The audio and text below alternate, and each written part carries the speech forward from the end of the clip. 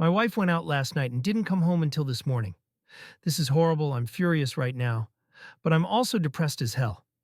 I know what I have to do. It's just killing me that I have to do it. It's fresh, and it hurts a lot. My wife didn't come home last night. She went out with a couple of girlfriends, which is pretty normal for her. She's normally back around 2 a.m. on these nights, so I waited up. Around 2:30 I called to check in. She answered, and I could hear people in the background. She told me they went to a party but were leaving in a couple of minutes. She wasn't home by 3, so I texted. It delivered, but no reply. Around 4 a.m. I called again. It rang a couple of times before she sent me to voicemail. My wife finally came stumbling through the door at 6:47 a.m. this morning. I know the exact time because I was worried. She was wearing a dress she didn't leave the house in, with mesh leggings I've never seen either. The leggings had clearly been torn, and her makeup was smudged. My heart sank when I saw her. My immediate worry was that she had been assaulted.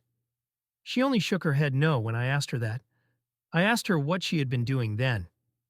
She only said that I knew what she had been doing, and that kind of confirmed what the voice in the back of my head had been screaming since she walked in. My wife cheated on me last night. I asked her who it was. She shrugged almost casually and said it was somebody they met at the club. She went back to his house and hooked up with him, then Ubered home. She then said she didn't want to fight and just wanted to sleep. So that's what she did. She's still asleep now, and didn't even take a shower before passing out. Suffice to say, our relationship is over. We don't have any kids, and we rent, so it shouldn't be an extremely complicated process. I keep trying to reason myself out of it, pretending there might be something to salvage here. I've always maintained that cheating would be a red line for me, though. I think I need to stick to that now. Small update. All right, things have happened. I am no longer at home. I left. I wasn't able to get the day off work today, though, so I'm writing this on my lunch now. It's been a struggle keeping myself together today. Honestly, I've had to sneak off to the bathroom twice to cry. Shit's rough, dude. I'll post something more detailed later on, because holy fucking shit, there's a lot. I'm exhausted. I've only slept about 4 hours total since this all happened. Does anyone know if I should post the actual update in a new thread, or just update the one I already made? It's going to be a lot of text, probably longer than the first one by a bit. Also, to the woman who felt compelled to send me a topless picture. Thanks, but also no thanks. My heart just isn't in that sort of thing right now. Second update me again, folks. I'm sorry I didn't get around to this sooner. I wasn't able to get the day off work yesterday. Because my boss kind of sucks. I was a complete mess at work yesterday, though, so I was allowed to take the rest of the week as vacation, thankfully. I think I went through all of the stages of grief while my soon-to-be ex was sleeping. I wasn't expecting my post to get any attention at all. I just figured I needed to try to talk to someone about it, because I was not in a good headspace. I made the post in the morning, and by noon she was still conked out in the bedroom. I had processed things a bit more, and I had a rough plan in my head that I was starting to set in motion. I made a short list of questions I wanted answers to, gathered up all my important documents, laptop, etc. Then I went into the bedroom and started packing myself a suitcase. I know a lot of folks wanted me to kick her out. I did consider it, but honestly, I'm not overly attached to this place. We just rent, and I'm in a lucky enough situation to be able to say that paying half the rent for a few months isn't going to financially end me. It'll sting a little bit, I won't lie. But I'll make it, and I feel like being around this place is only going to remind me of her anyway. I need to be looking forward, not back. She ended up waking up about halfway through me packing my suitcase. There was momentary confusion as she looked around the room, then she just started bawling. Maybe this is awful of me, but I didn't bother comforting her. I told her I had the screenshots of her Uber and text messages from her phone, and that plus her confirmation was enough that things between us were completely done. She didn't answer me and just cried louder. I debated trying to continue the conversation, but I decided to just pack the rest of my suitcase and head back out to the living room until she came out. When she finally left the bedroom, she sat next to me on the couch and asked me if we could talk things through. I told her as calmly as possible that wasn't how things were going to work. I was going to ask questions. I wanted honest answers. She told me she'd be honest. So I proceeded. My voice was shaking the entire time. It was taking me everything to hold it together, but I kept going. Was this the first time she had cheated? She started crying before she answered that, then told me no. She had cheated on me multiple times over the course of our relationship. It was, and I'm going to use her words exactly here, just sex. A way for me to let off steam. None of it ever meant anything. I wrote a comment shortly after making my post that all the love couldn't just fade away in one swoop. Well, it can. It hit me right then that I wasn't dealing with my wife. The person I was married to literally wasn't in the room. This was someone different. She refused to tell me exactly how many times she had cheated, just more than last night. Had she used protection? No hesitation from her before she nodded her head emphatically. She seemed surprised I'd even ask that. I'm still going to get tested just to be safe. I did some research into timing, and I'm going to look after it. Were her friends also cheating on their spouses? Yes and no. I tried to get her to tell me which of her friends were cheating so I could get in contact with their spouses. She probably should have, because her refusal led to me messaging pretty much the romantic partner of every one of her girlfriends I could find on social media. There are a couple I don't know or couldn't find, but I did my part. Why did she do it? This was the answer that gutted me the most. I'm going to use her exact words again. I need to have sexual variety. I told her that it's not like our sex life is dull. She clarified. It's not the same as something new. I didn't even have a response to that one. I had expected something about me working too much, or not supporting her emotionally. Nope. She just fucked other guys because she felt like it, and wanted to have some fun. When I didn't respond, she started asking me about counseling and therapy. I reiterated that our relationship was over. I'd be leaving. What she did next disgusted me. My ex actually tried to have sex with me. She put her hands on me and started trying to take off my clothes. I felt like I wanted to vomit and pushed her away after a couple of seconds. She just kept telling me that she would figure out a way to fix it, that we would work through it together. I told her that there was no way, and she started bawling again. She went to the bathroom and locked herself inside. I was just sick of everything at that point. I called her mother and told her what was going on.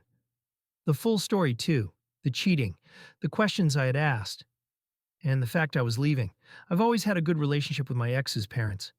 They both decided to drive to town, which is about an hour for them. Once I knew someone was on the way, I just grabbed my things and left. Her waterworks in the bathroom were just annoying me because it felt hollow to me, especially given the answers to my questions. I ended up packing another bag before I left, and took all the things that I could think of that I felt sentimental attachment to. With me.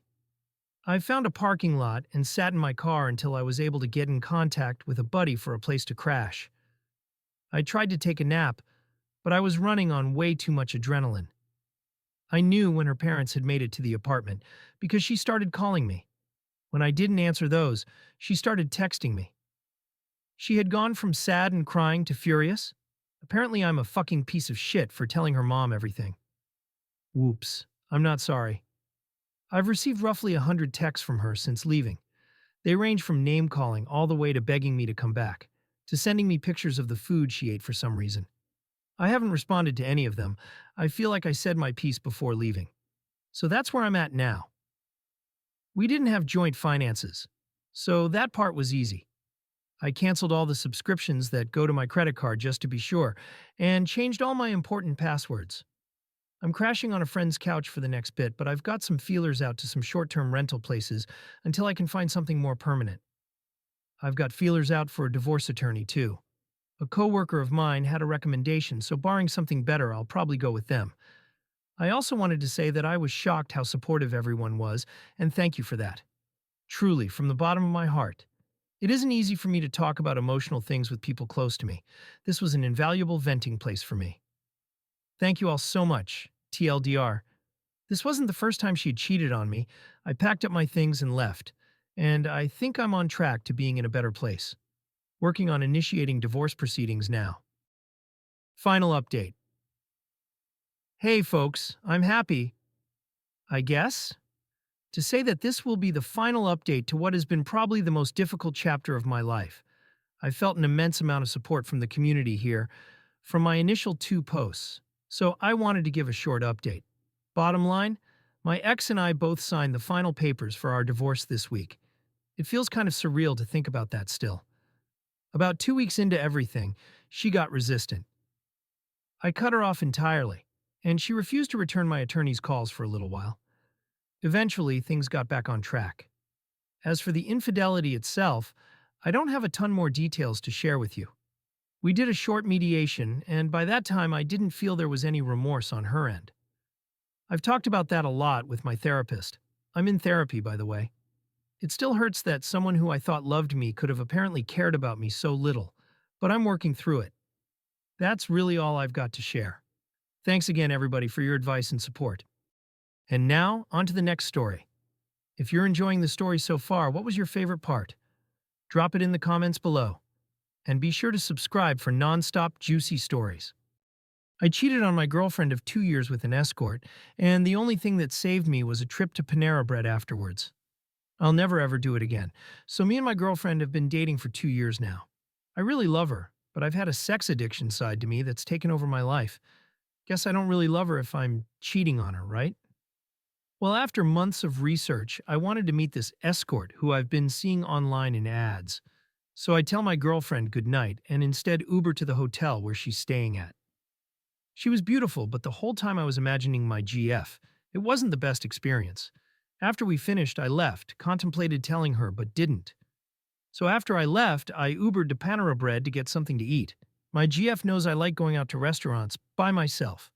I actually prefer eating alone as I get a lot of enjoyment out of it. I finish and Uber home. 2 days later, she hits me with the, "So, did you go anywhere of note 2 days ago?" I say, "No." She then pulls up Uber receipts from my email showing I Ubered to a hotel. I logged into my email on her computer a couple months back. I was shocked. I was caught. I felt ashamed and I was shook. I didn't know what to do, so I did the worst thing possible. I lied. I said Uber took me to the wrong location. Since I'd only been there 20 minutes before Ubering to Panera, she found that plausible, I guess. I gaslit her saying that she doesn't trust me and that she doesn't love me, that Ubering there was an honest mistake. She knows it wasn't an affair because she's been with me the entire month. It was just a quick 20 minutes escort visit. She couldn't ever imagine me using a sex worker. So we argue, but ultimately we agree that I went to Panera Bread and came home. It's been 2 months since then. Got an STD test and it came clean. I want to love my girlfriend the way she deserves, although I know deep down I don't deserve it. But again, who said this world is just and fair? We're both extremely happy and in love. I don't feel much regret anymore. I hope we live happily ever after. On to the next story. I am definitely going to cheat on my wife with her sister, but it's totally justified because she's hot. And DTF.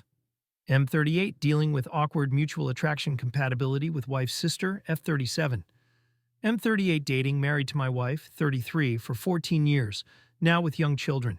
We have a loving and healthy marriage despite having honestly navigated some very challenging experiences, health/loss related. My wife is extremely close to her sister, 37, who is also married with kids. The problem is that it's very obvious to everyone involved that my sister-in-law, SIL, and I are not only physically attracted to each other but also extremely compatible. It's always been awkwardly evident and jokingly acknowledged that had circumstances been different, and we'd actually met each other before our respective SOs, we'd be an absolutely inevitable couple. My wife and SIL look alike to the point of casually swapping ID cards, so it's always been literally impossible for me to deny Hyde finding my CL very attractive. Likewise, my CL has 2 distinctive types of men she very openly finds most attractive, and while her husband is one of these types, I'm literally the other type, and apparently slightly preferred of the two. The open secret attraction would be fairly irrelevant, harmless, except it's also accompanied by us being extremely compatible in many other respects. We ironically have a lot more shared interests than with our respective SOs, and are probably an even more natural personality match with each other than with them. While we've never even come remotely close to doing anything inappropriate, I can't deny it sometimes does create odd dynamics. In family group situations, we constantly pair off conversationally and in subtle practical ways. Without fail, we always sit together and partner up, split off for activities. To the point there's almost an unspoken understanding between us that we basically maximize our time together at every opportunity. Everyone is aware of this, but nobody is actually upset by it at all, as it just seems somehow natural and best friendish. The most significant example of this being when we have days out with our kids but without our respective SOs.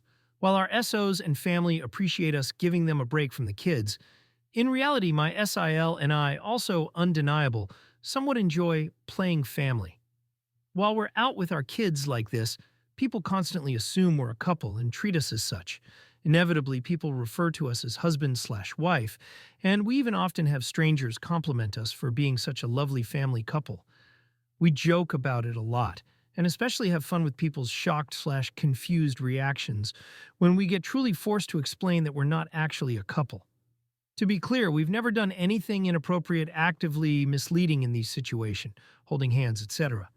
That said, in reality, we both quite clearly do find it awkwardly exciting, vicariously experiencing this tiny taste of an alternative life together. While I love my wife and truly have no intention to ever act inappropriately with my SIL, I'm writing here now for two specific reasons. Firstly, it seems that my SIL and her husband might actually be having some issues. My wife and her family have gone as far as speculating that they might already be leading separate lives. While my wife is entirely aware and comfortably jokes about how close her sister and I clearly are, I can't help but wonder how the dynamics of the situation might completely change if my SIL did actually end up divorced/separated. I really don't know how my wife or SIL would react if the concept of us potentially being a couple became suddenly a lot less safely hypothetical. Secondly, and most pressingly, my SIL and her family have always lived a relatively substantial distance from us, mostly limiting our IRL interactions to sporadic longer visits and shared holidays, with our daily interactions left to WhatsApp group chats. However, my SIL and her family are now in the final stages of moving virtually next to us, meaning that in a month's time we'll be seeing each other on an almost daily basis. Honestly, I'm really not sure how to navigate things, as I'm very aware that the dynamics of my interactions with my SIL are potentially far more problematic and confusing for everyone as a daily occurrence. I'm genuinely worried that our unspoken patterns of behavior and obvious chemistry might quickly become a very awkward elephant in the room for our SOs and other people. At the same time, though, I feel like any attempt to reset the tone with my SIL and somehow pull away from her in any noticeable way would almost be equally confusing and awkward for everyone. Ironically, it may even be worse due to the Streisand effect, as it would awkwardly focus attention even more on how close we have been, are, and what it really means. Appreciate advice from anyone else who has been in similar situations. Be sure to subscribe and check out the next story here.